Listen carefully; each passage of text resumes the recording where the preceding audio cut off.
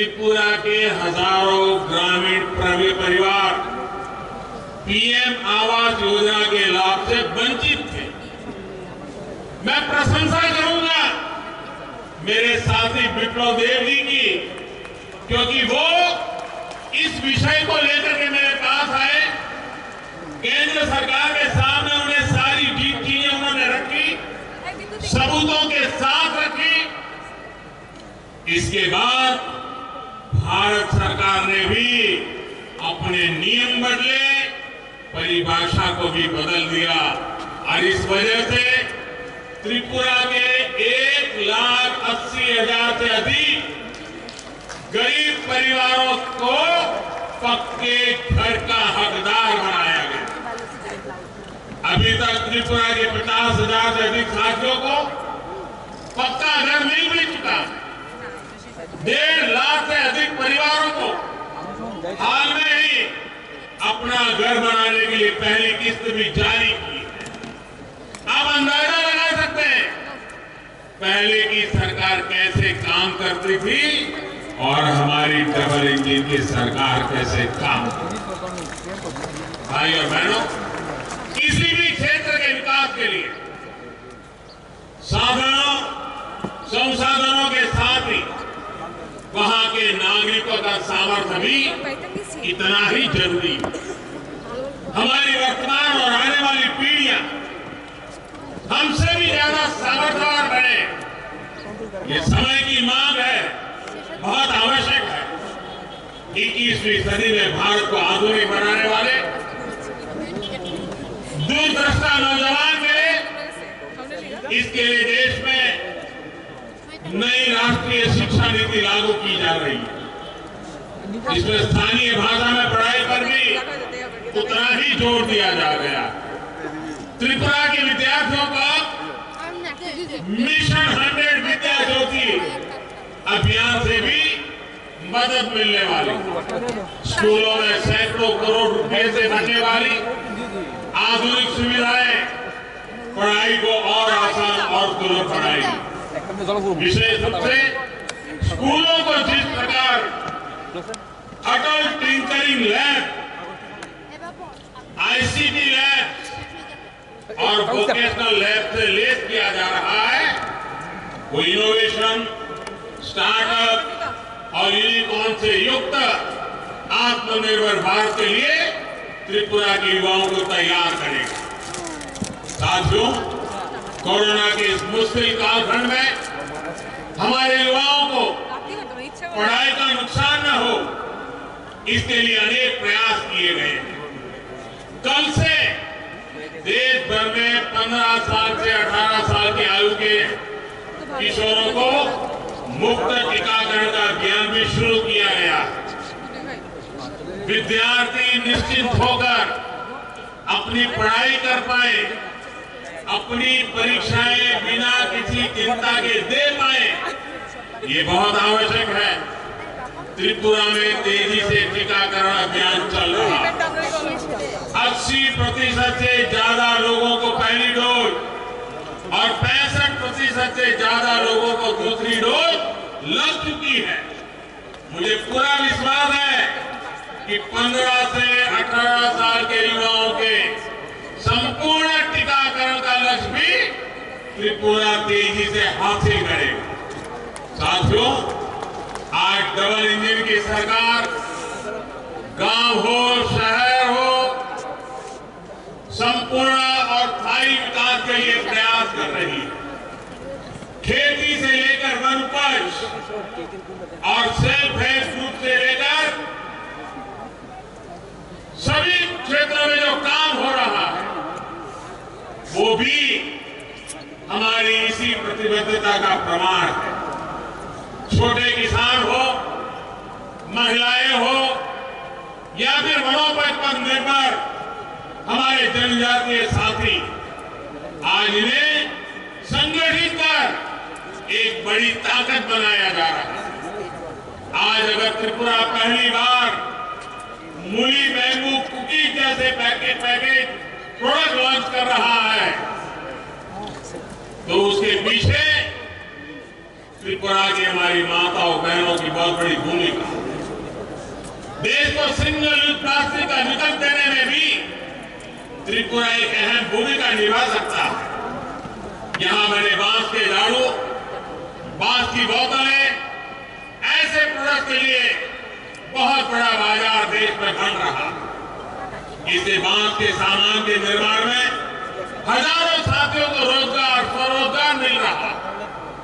बांस से जुड़े कानून में बदलाव का बहुत अधिक लाभ त्रिपुरा को मिला है। साथियों, यहाँ त्रिपुरा में ऑर्गेनिक फार्मिंग को लेकर भी अच्छा काम हो रहा है।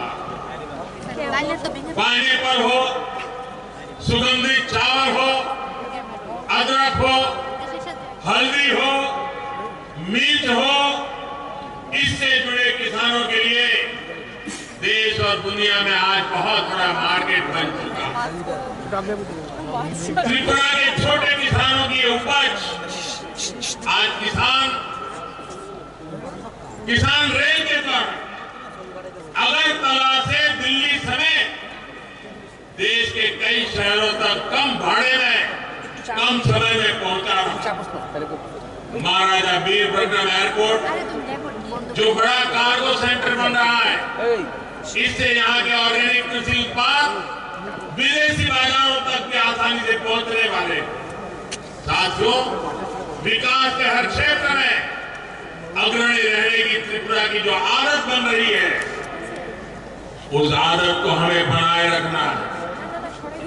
देश का सामान्य मानवी, देश के दूर सुदूर कोने में रहने वाला व्यक्ति देश के आर्थिक विकास में साझेदार बने, सशक्त बने, सबल बने, यही हमारा संकल्प है। इसी संकल्पों से प्रेरणा लेते हुए हम और दोगुने विश्वास के साथ काम में जुटेंगे।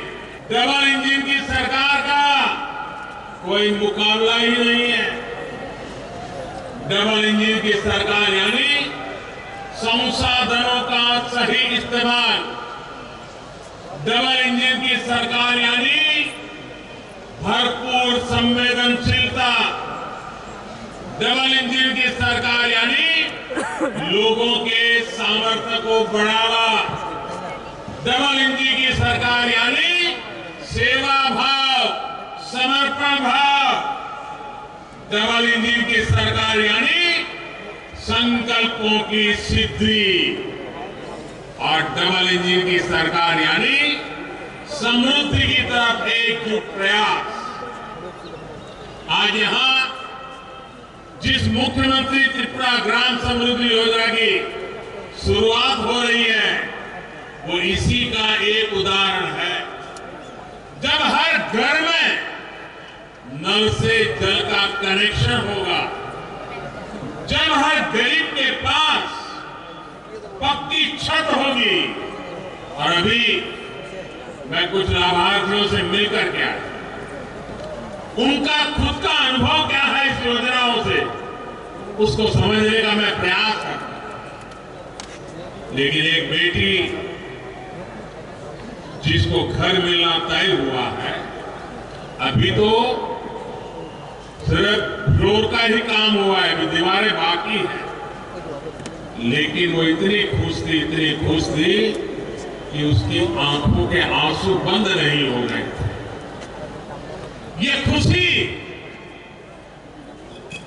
ये सरकार जन सामान्य की खुशी के लिए समर्पित है। जब हर पात्र परिवार के पास आयुष्मान योजना का कार्ड होगा, एक ऐसा परिवार मुझे मिला जहां मां और नौजवान बेटा दोनों को कैंसर हुआ। आयुष्मान भारत योजना के कारण मां की जिंदगी, बेटे की जिंदगी, उसको उपयुक्त सारवार मिल पाए।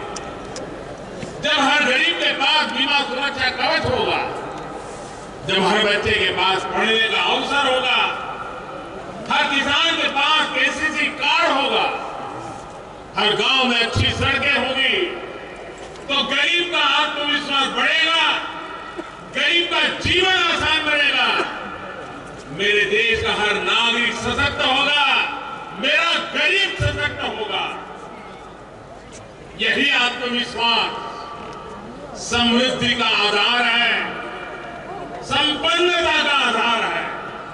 इसलिए ही मैंने लाल किले से ही कहा था कि अब हमें योजनाओं के हर लाभार्थी तक खुद पहुंचना होगा, योजनाओं के सैचुरेशन की तरफ बढ़ना होगा।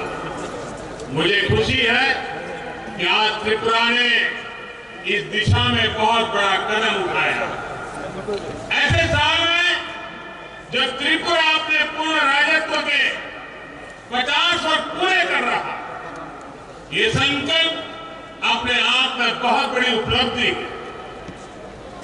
गांव और गरीब के कल्याण के लिए चल रही योजनाओं को जन जन तक पहुंचाने में त्रिपुरा पहले ही देश के अग्रणी राज्य में है।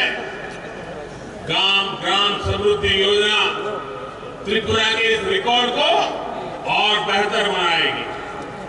20 से अधिक मूल सुविधाएं हर गांव, हर गरीब परिवार को मिले, ये सुनिश्चित किया गया। मुझे ये बात भी पसंद आई कि जो गांव 100% लक्ष्यों को पहले हासिल करेंगे, उनको लाखों की प्रोत्साहन राशि भी दी जाए। इससे विकास के लिए एक स्वस्थ स्पर्धा भी विकसित होगी। साथियों, आज त्रिपुरा में जो सरकार है वो गरीब का दुख भी समझती है और गरीब के लिए संवेदनशील भी है। हमारे मीडिया वाले साथी इसकी बहुत चर्चा नहीं करते, इसलिए मैं आज एक उदाहरण देना चाहता। जब त्रिपुरा में पीएम आवास योजना ग्रामीण उस पर काम शुरू हुआ तो एक मुश्किल आई कच्चे घर की सरकारी परिभाषा से। पहले जो सरकार यहां थी उसने व्यवस्था बनाई थी कि जिस घर में लोहे की चादर से बनी छत होगी उसे कच्चा घर नहीं माना जाएगा। यानी घर के अंदर की सुविधाएं भले ही जर्जर हो, दीवारें मिट्टी की हो, लेकिन छत पर लोहे की चादर होने भर से उस घर को कच्चा नहीं माना जाता था।